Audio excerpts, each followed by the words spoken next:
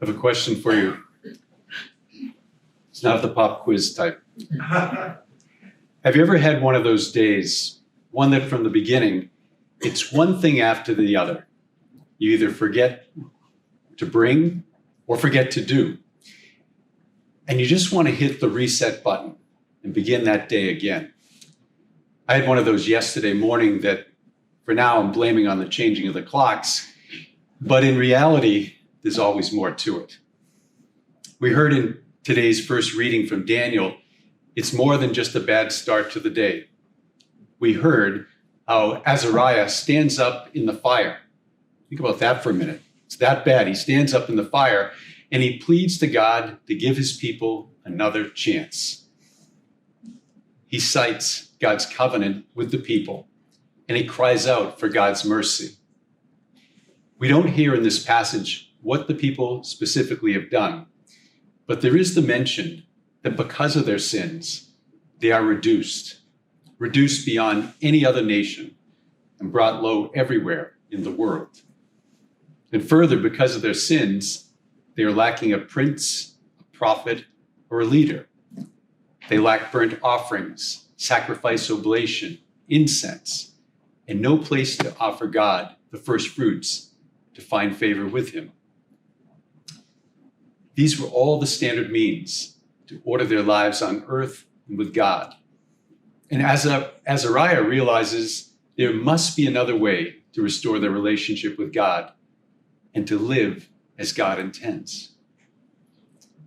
And so he brings an offering to God, a contrite heart and a humble spirit, an offer of themselves as a sacrifice to follow God unreservedly with their whole hearts, fearing and praying to God.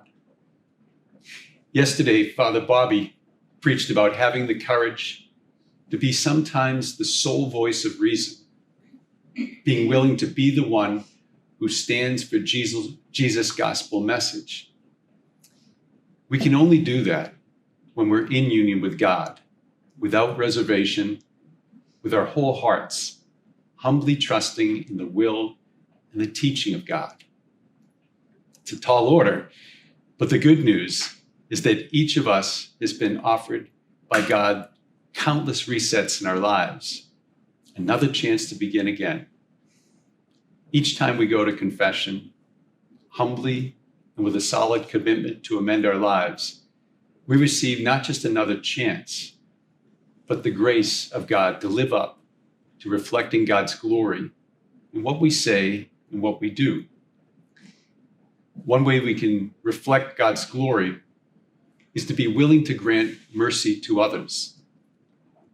We heard how Peter asked Jesus to quantify.